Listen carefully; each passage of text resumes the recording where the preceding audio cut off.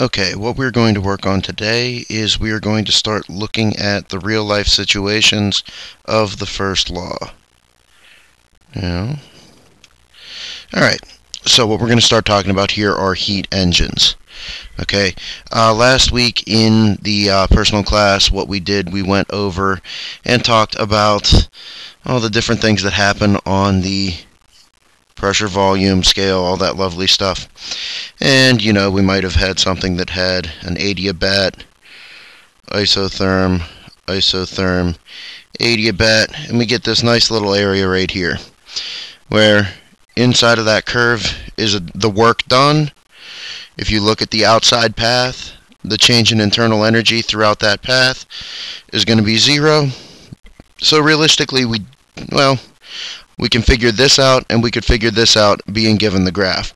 The problem is, in real life, we're not going to be able to just get a random graph off of everything. This is more of an idealized or a lab situation.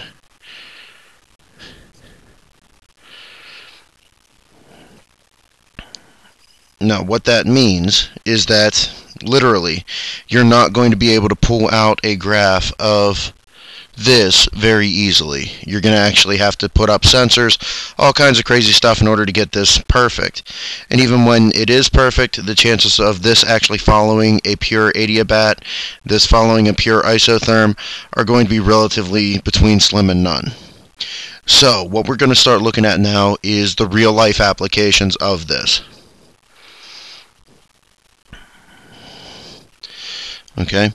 So basically, if we have a heat engine, I'm just going to draw it as a nice big wheel here. Heat engine. Right. Now a heat engine takes heat and turns that heat into work, but there is also some waste heat as well. Right, so if we were to look at this, exactly what's going on, we would have our heat engine right here. We would have some high heat reservoir up here,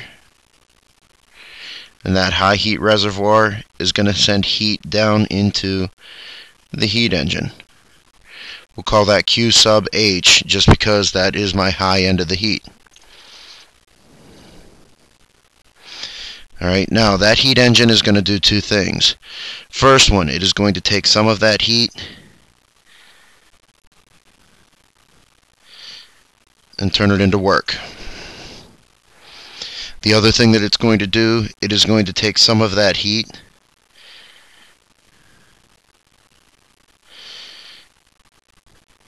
and dump it into a low heat reservoir. Okay, now a few things that you're going to need to know about a heat engine here as we're working with them. Okay, the first thing is there has to be a high heat, there has to be a low heat, and in other words, there has to be some type of a temperature difference. Right. You need to have a temperature differential. If you do not have a temperature differential, then literally you got nothing. Okay? It will not operate if you cannot send heat from one place to the other. Remember through the first law that, energy is going to go from high to low. So energy has to travel from here to here. Okay, now this low heat reservoir is normally going to be something atmospheric, something in the general area. The best things for it are something like a flowing river. It just needs what's called a heat dump. Now in a heat dump, you're literally taking that heat and throwing it somewhere so that it is no longer impacting your bottom line. The biggest thing here is, in order to keep the largest differential between high heat and low heat, you need to make sure that the low heat area never reaches the same temperature as the high heat area. Flowing river, ocean, large lake, anything like that would be a good temperature dump, or a heat dump. Okay? Now, So Okay, so these are really all you need to know, is that you need to have a high heat reservoir, a low heat reservoir, and there has to be some different temperature from point A to point B. Okay, now the two types of engines that we are going to deal with in here, pure heat engines, would be, number one would be the Stirling cycle, and number two will be the Carnot cycle. But realistically, all we are worried about right now is just what is happening in here. So, for the most part, as long as you understand this general concept, where there's a high heat, low heat, work comes out, that's what we're looking for. All right? Now,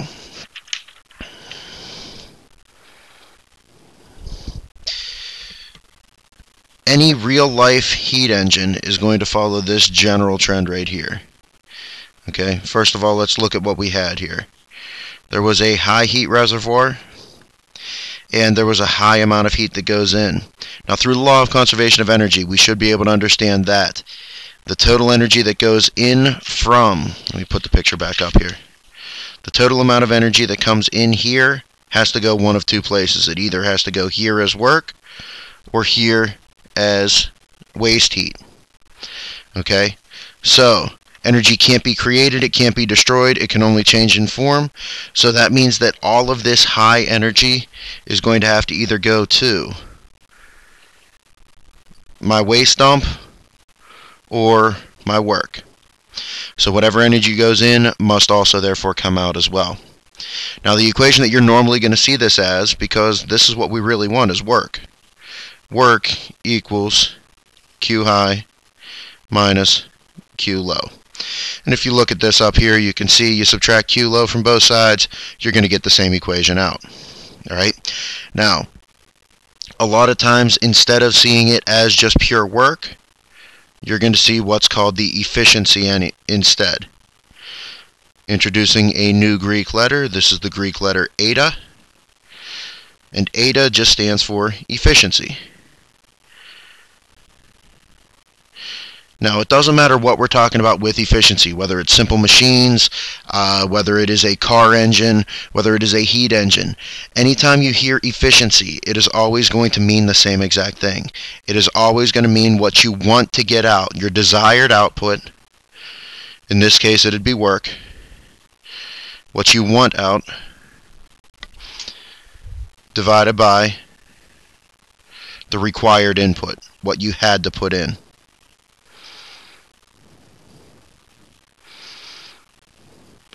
So, in the case that we are talking about right now, we are talking about thermal engine efficiency. So we're going to call that eta TH for eta thermal, or thermal efficiency, equals the desired output is going to be work divided by the required input, which is going to be what I had to put in. I had to burn coal, I had to burn natural gas, I had to burn oil, I had to burn wood to get that high energy reservoir to begin with. So, if we're talking about thermal efficiency, it's going to be the work in or work out divided by the Q high. Okay. Now, there's another way of writing this depending on exactly what you get given to you in the problem. It could also be 1 minus QL over QH. That just comes from plugging this in for W. But hey, it's entirely up to you, whichever one you choose to work with here. Now, one thing that you're going to notice is this is always going to come out as some type of a decimal. Normally that decimal is going to represent a percentage. You are never ever going to be able to get a efficiency of 100%. Now the reason is there has to be some Q wasted. There has to be some Q lost. So you are never ever going to get anything 1 or greater. So always assume that it is going to be less than 1. Now this can be represented as a percentage, but let's say that if you had a thermal efficiency of 40%, that means that the Thermal efficiency, the eta value would be 0.40. You just take and move the decimal point 2 places to the left. Okay, nothing too crazy on that right there. The nice thing about these equations, all right, when we're talking about efficiency, or even if we're talking about the generic equations that we talked about up top, where work equals Q high minus Q low, it's important to realize that this also works with rates.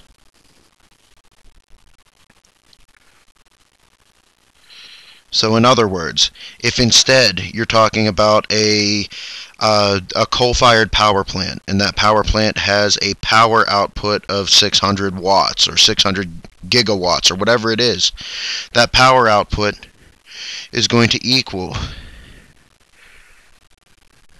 Q high over T minus QL over T.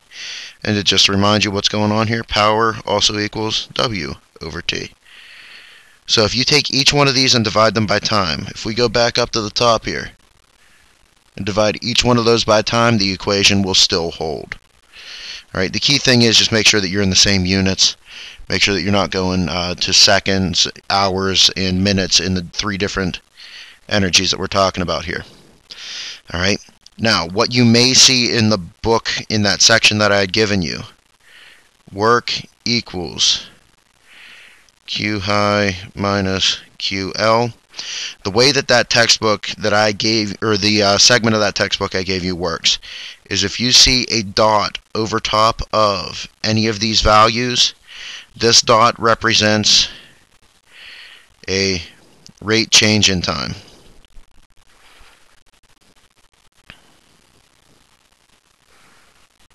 All right, it's a rate change in time. Okay, now what we are going to do here is a couple of practice problems. I am not going to give you a practice problem to start with because I feel that they are relatively self-explanatory. If you feel that you need an example problem, let me know and I can make up another video for it. But we're going to look at this type of stuff in terms of the real-life implications, the real-life outputs, and then at the end of this week, beginning of next week, we will start looking at the actual effects, what would happen if we were to do this in a laboratory controlled situation. So instead of just working with the Stirling and Carnot, we will instead start working with the diesel and the Otto. So best of luck to you. I hope it goes well, and we will see where we end up. Good luck with the problems. The problems are on the printer and they will be due in 3 days. Good luck and enjoy.